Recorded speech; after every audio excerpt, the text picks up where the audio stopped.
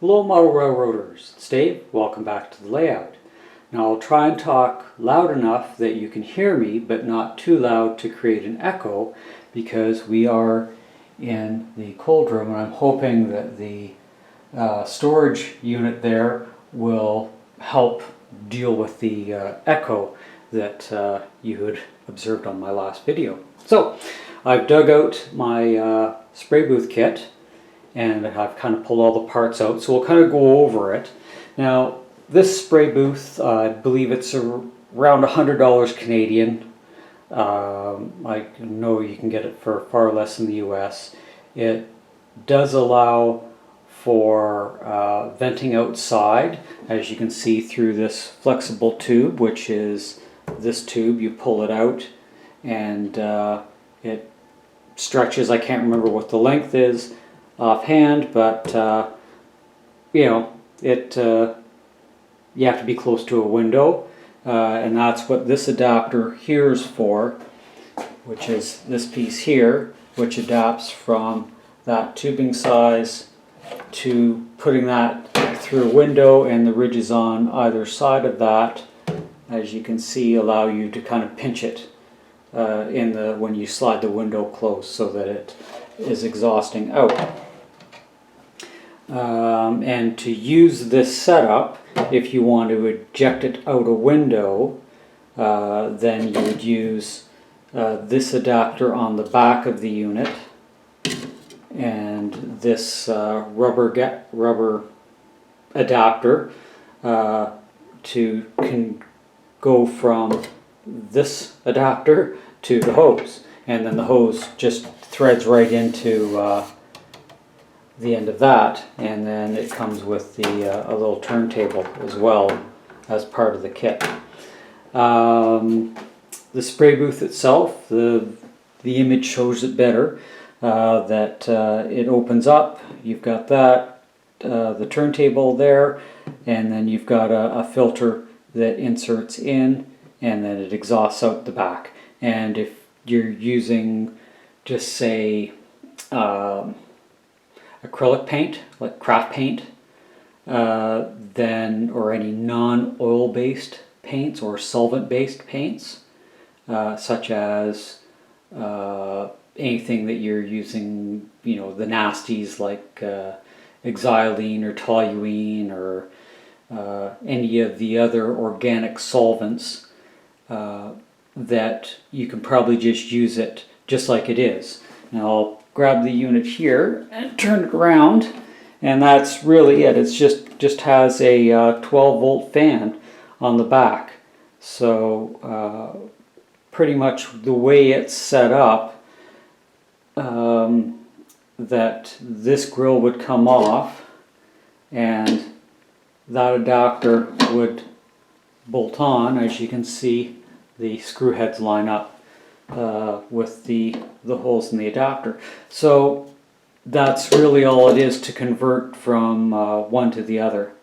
Now in my case, because I'm wanting to exhaust it out of that vent, I need to run an elbow off of that 4-inch pipe, which I've got here, to bring it across the ceiling between the light and the corner over to here, kind of where that seam is, and then down to where I'm going to have the unit. So what I need to do, instead of using this, and that little fan won't give me the output I need. So I'll actually be modifying this to remove the fan so that it's not blocking airflow, because it won't help things at all. And I'm going to actually use this furnace blower in the place of that fan to output through that vent.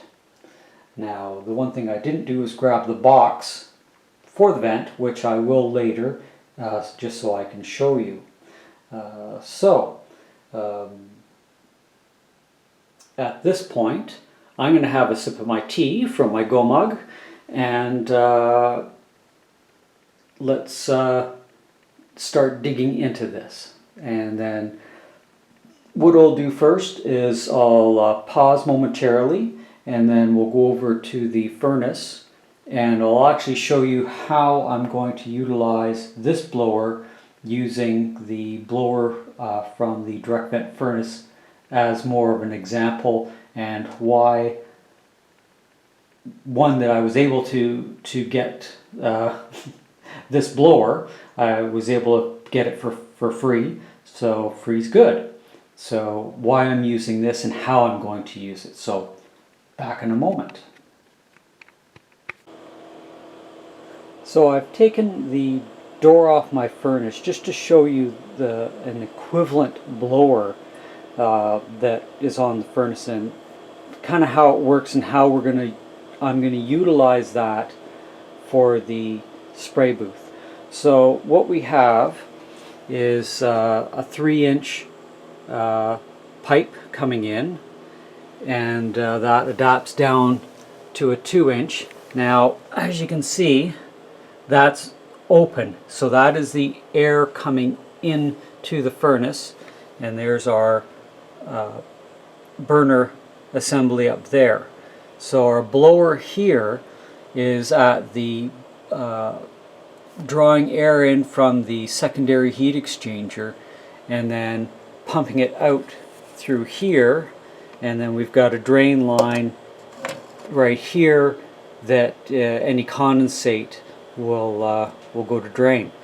So, and again, it comes out of there and then adapts to a 3-inch pipe, which these run up here, and this, if I follow that out, there's the bulkhead that runs down over the layout and out the back wall.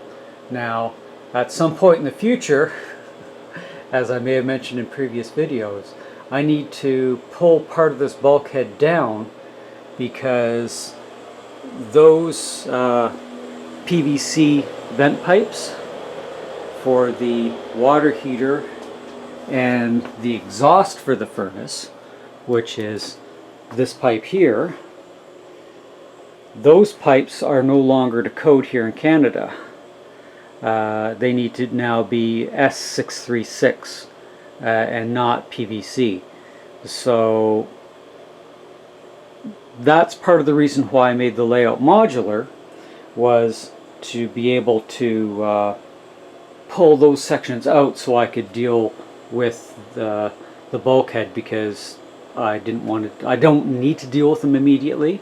If I need to replace the water heater, which probably will be the first thing, that is when all that piping has to come out, and I'll have to replace it with the S636.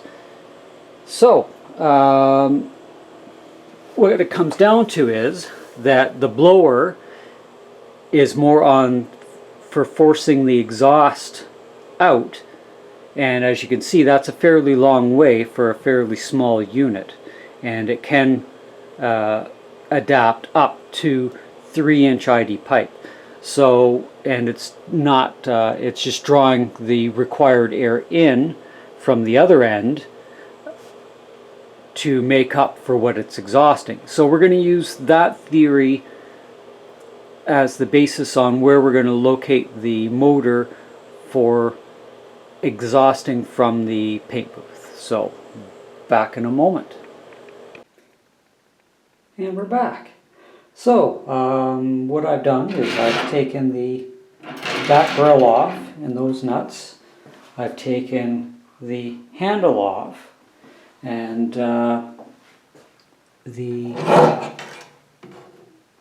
front filter and the filter frame, and the front filter consists of that bonded blue and other mesh, and then there's a second mesh filter, and then the grate, and the grate is held in with 4 screws that go through here, and then this unit is the back baffle, which holds the fan, and the nuts, or pardon me,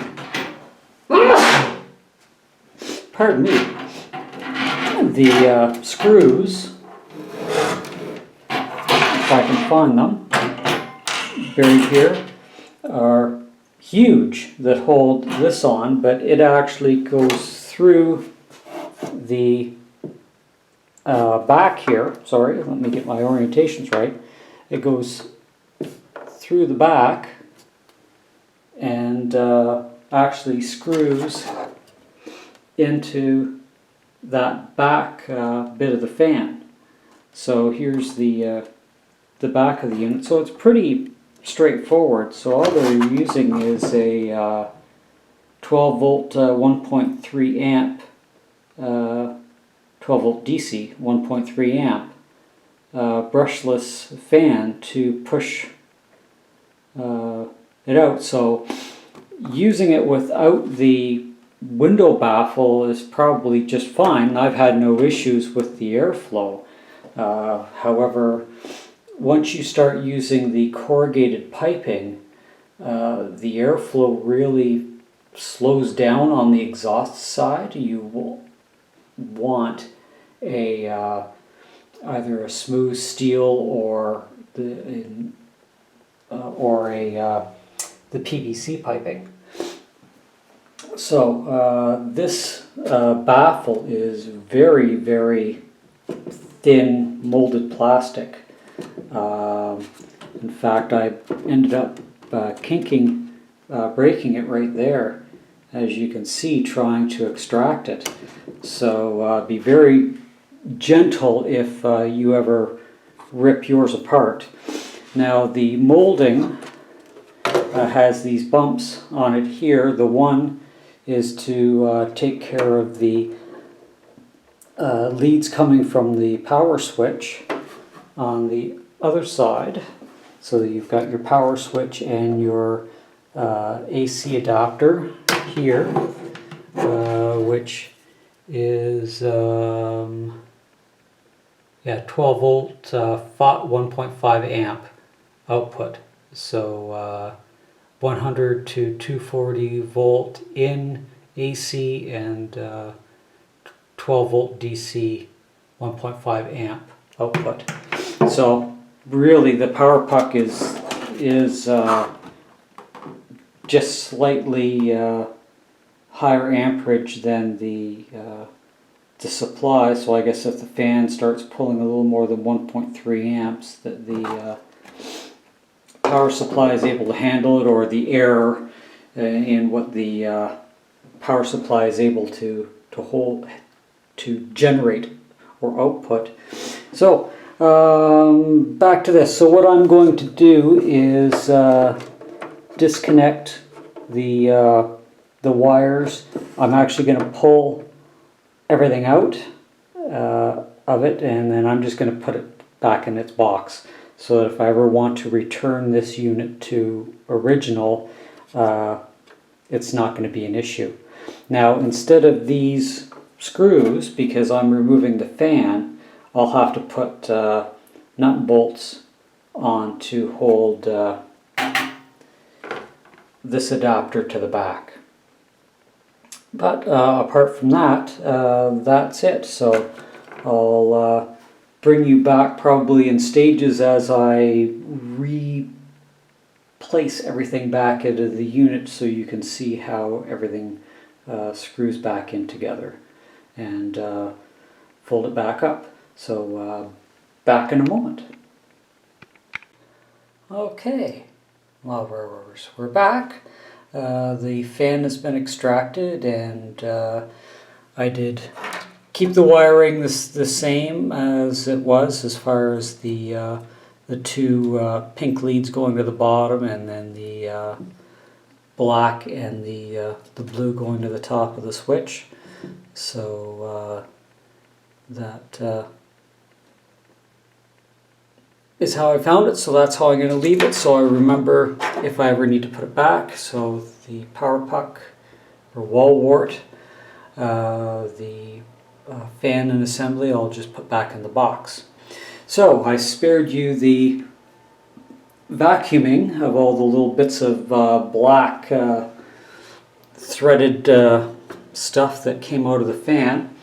So I'm ready to put everything back together, so I figured I'd bring you along for that. So in keeping the orientation the same, of course, the this baffle is meant for the two molded bits there on the right hand side to cover the this little swingy compartment here when it's closed, which is probably, it could have been pre-cracked from being smacked by that door, because that's where the little transformer wall wart was kept. So we'll close that door back up and try and get this in. Now it has to come in under this top ridge so that it can seat down to the back, so that the screw holes line up with where the screws go in the plastic. So we'll just bring that in. And I meant to mention that on the fan there was a little plastic gasket of sorts that did pinch this molded plastic baffle to the fan. Now I'm dealing with a hole here, so we'll have to sort out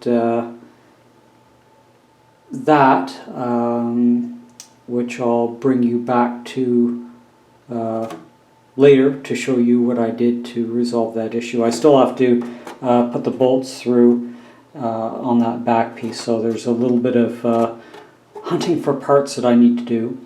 But without screwing everything together, I'll just kind of show you how it all goes back. So this grill goes back in over top of the unit, and those screws actually hold the grill in place as well. So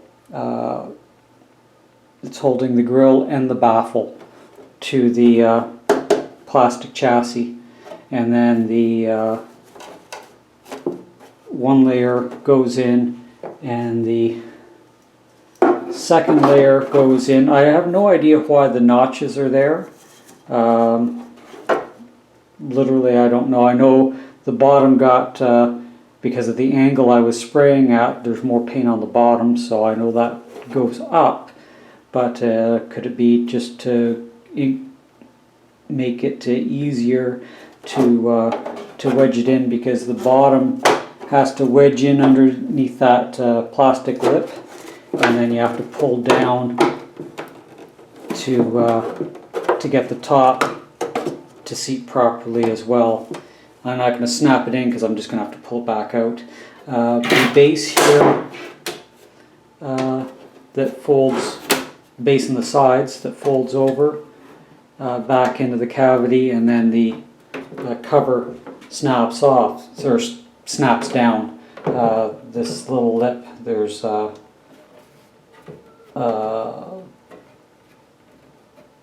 something that snaps in. There's an edge somewhere along here that these snap into like that. So that's how it comes packed. So you just unpop that, the lid comes back up, you unfold the tray, the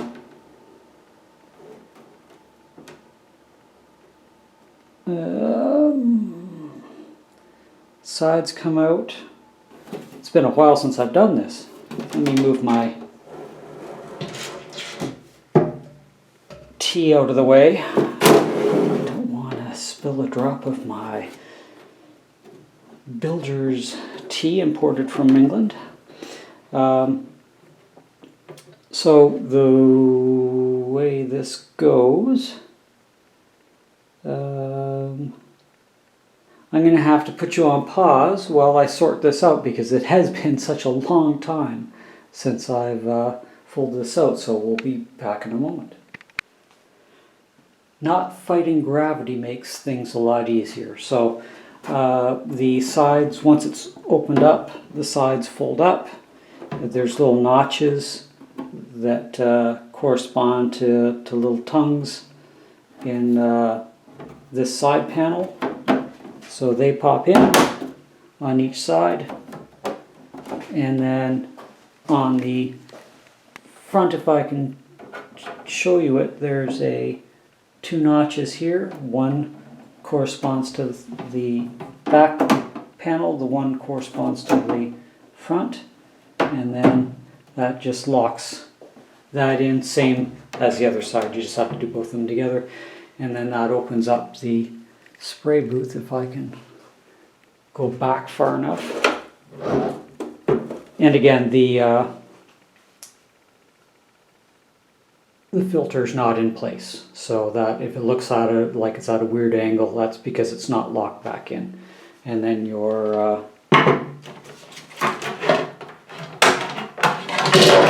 turntable would sit there for you to place your part on to rotate and spray.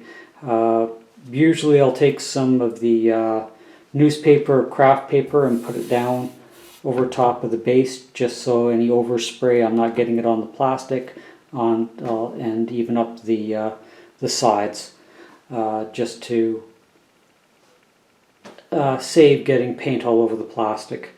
So that's about it for the moment. I need to go find some nut and bolts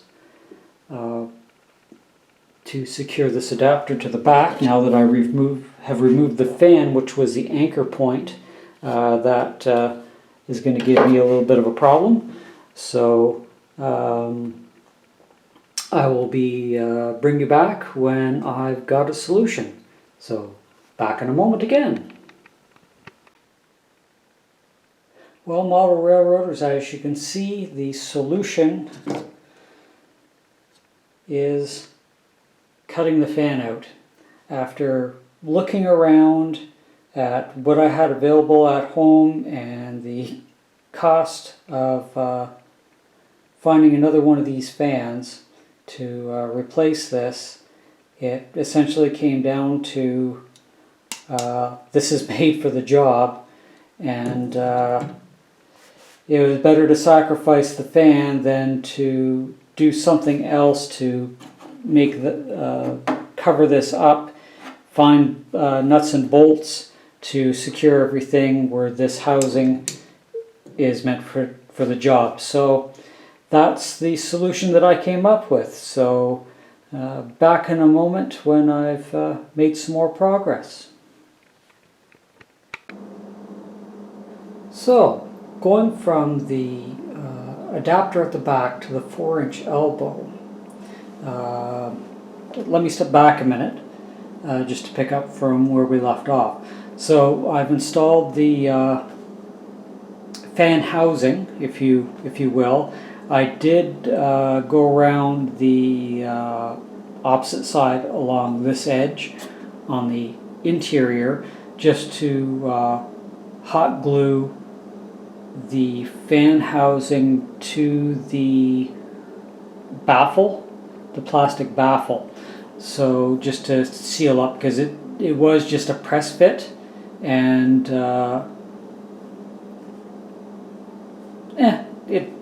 the screws didn't really bite into the plastic of the fan housing. They did the first time, but putting them in again, they were loose turning, so I used the my Ryobi hot glue battery operated gun, which is nice, not having to deal with a cord. And it sits nice because the battery is so heavy, so you never have to worry about it falling over or doing anything, so I really like that. So that's where that is. I'm not too concerned. I took a look. When it's tightened up, it's going to make a good press fit against the black back plastic. But the 4-inch ducting elbow. It does fit loosely over this adapter, which I'm not too concerned about. I'm going to try and get it squared up as much as I can. Sorry, my back's against the wall, so if I'm too close on a shot, I apologize, but it's really hard getting an angle where I can get everything captured in view. So I do apologize now and in the future for this during this video. So I'm just going to take some of the tape, the foil tape, and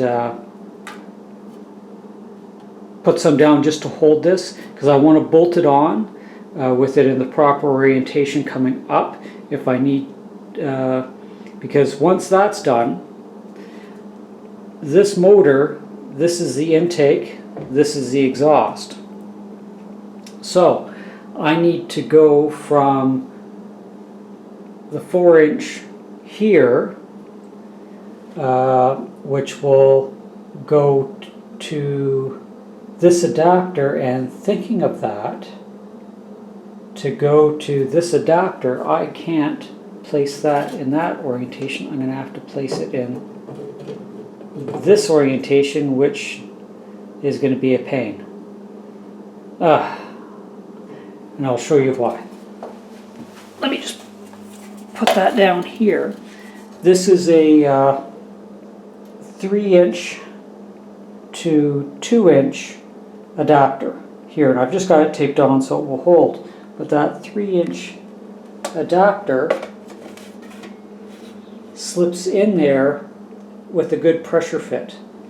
So all I have to do is really just put a gear clamp on that, and it will hold that to that elbow very nicely, which is how I had it when I did the was exhausting when I was doing the mold abatement in this room.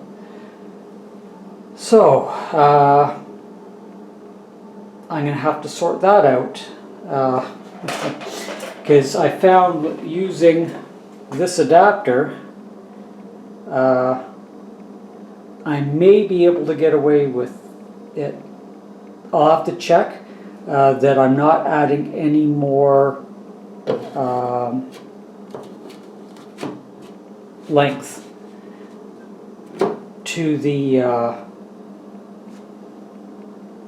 any more depth, pardon me, to the whole apparatus, because as it is,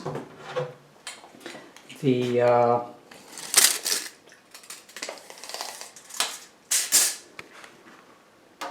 from front to there is about 19 inches, and then we're adding another 6 inches for that, plus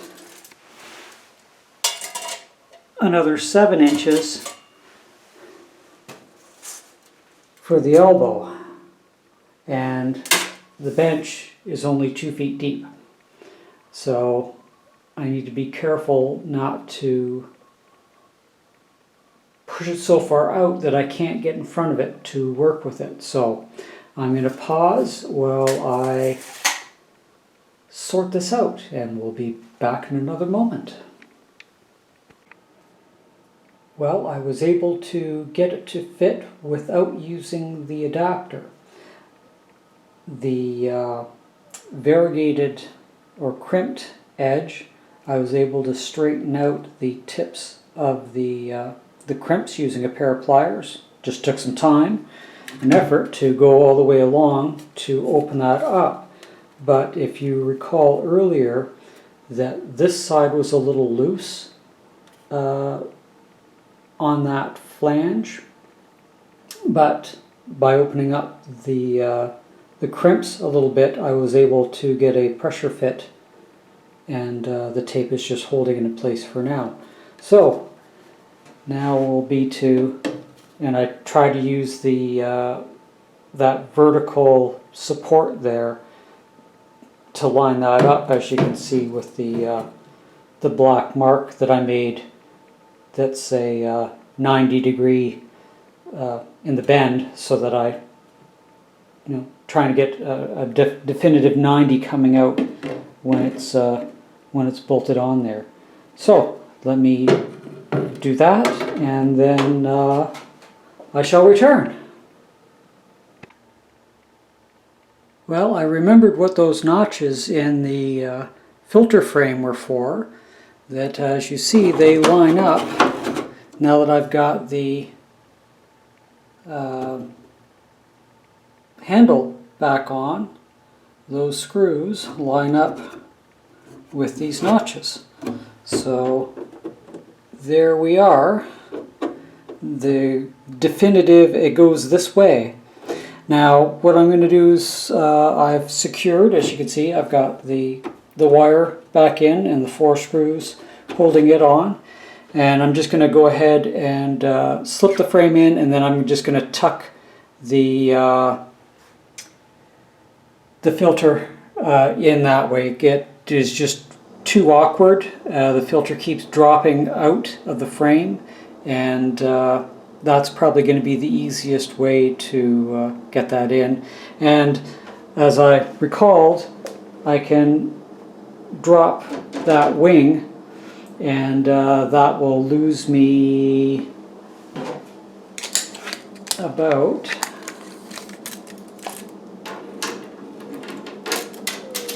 a good 6 inches. Sorry, a good 6 inches of length by collapsing that wing down. Now, the downside is it doesn't give you as much opening wise to put your work on, but we'll see how it works once I get that piece fixed, and then I'll use these stupidly huge screws again that came out of it to secure that, which goes onto the back of the fan housing. So kind of a weird design. Is it overpriced? Definitely. Does it do the job? Yes, it did the job fine for me when I was using it just with that fan. I do believe it'll do a lot better job with a higher powered motor. Will I build my own at some point? Possibly. I have plans that I've acquired. I've looked at 6-7 different plans, and I found one that I think may work, or I may modify it to my own needs or wants or desires. Like if this is too big of a depth coming out the back, I may design a bottom flow unit or a side flow where the instead of the air flowing up the back, it actually flows out the side. It all comes down to how you do the baffle on the inside, because you want even flow, and based on the depth, they've done the best they could. It is a very shallow bevel going towards, but your main air draw is going to be in the center with secondary at the sides, but it is what it is. So on this piece, with it overlapping like that, now I did want to mention, as you can see on the inside, or actually better on the outside, where the downstream piece, as in the airflow is going in this direction. So this is downstream from here. You always want to put your upstream piece inside your downstream piece. That way the air flows smoothly. There's no, kind of like a shingle, right? If this was rainfall and this is a shingle inside, you use the glue stick, the flow is going to go along and then drop down to the next piece. Where if this, say, was the inside, the airflow is going to come along and catch on that, or whatever may have to be done to lessen the airflow, but it's still going to create turbulence. And as soon as you start creating turbulence, you lose your velocity. So the smoother you can get, the better. And think of kind of like shingles, where your flow goes downstream. So I don't know if I can explain it any clearer. Hopefully you are understanding my explanation gibberish. But we'll be back in a moment once I get this fixed. And there we go. So the back is on. I don't know if I'm going to tape this joint completely, or tape it and put a gear clamp on it, or just put a gear clamp on it. I'm not too worried about air loss from that joint. However I do it will be it. The screen is definitely easier to pop in. I would recommend not removing the frame. Just remove the filter by just pulling it out, and same way stuffing it back in, lay it down, push it back in. It was a bear to get it over these flanges because it just does not give any allowance for it to slip down and come back up within the opening. Now, with that back right against the wall, I'm looking at about 4.5 inches coming past the desk, and that gives me enough room to stand here or to sit, and it definitely gives enough room to have the turntable centered there, and to keep your work within the airflow rather than out in the room, I guess, without too much velocity, because the more you come away from the opening, the less the velocity is because of the how do I phrase that? The farther away from the draw that you come towards the opening of the booth, the closer you get to the front of the booth to outside the booth, the less velocity you will have. So less velocity here, more velocity back here. So that gives you enough room. And as I mentioned, I had no issues in the past using this booth. I was using acrylic paint. I believe I was using some craft paint that I diluted down. I was using some ink, actually, some artist's ink, and I was using the Vallejo brand of model paints. Now, I wasn't doing anything very professionally. I'm not a very good airbrusher, but I'm wanting to learn, and now that I've got a good setup, I can don't have to worry. The eventual airflow will go out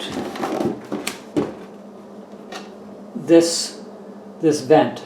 So it's got it from Home Depot, but it's the vent hood. So this is spring loaded, so as the air flows out, it'll push against the spring tension, and then when no airflow, it will seat.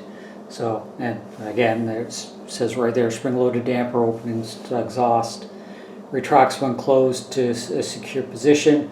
You can rotate the vent and it will pop off to allow you to vacuum. As far as dealing with lint, though, that won't be an issue for me. Now, if I find that I want, I guess, more velocity within the booth, I can take this section out before I turn it on and then just put it back on when I'm done. Though it does have little plastic flanges in this unit that catches little plastic flanges on that unit. So it's not the greatest thing to be removing and putting on multiple times, that it will eventually fail at that plastic from what I can project. It's a good idea. It'd be nice if they had made that out of steel, but I guess the issue with the warm, drier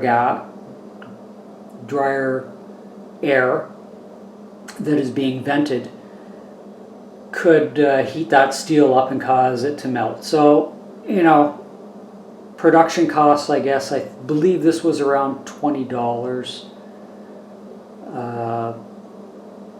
to $25 range.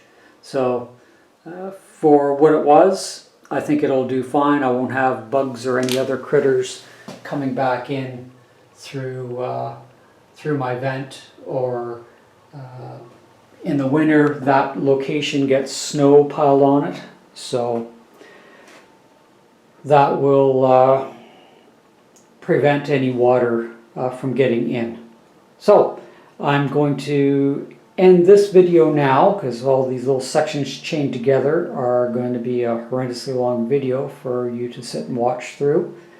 I'll come back in part 2 as far as dealing with this unit, because I've got to do a lot of figuring on where it's going,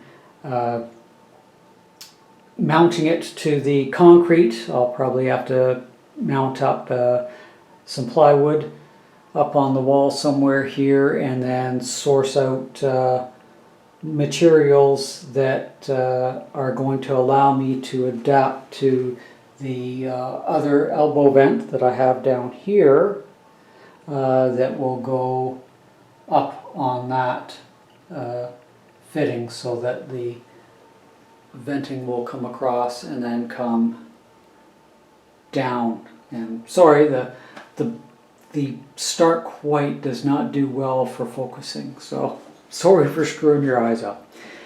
So for now, end of part 1, and we'll continue with part 2 to get the rest of it installed. Bye for now.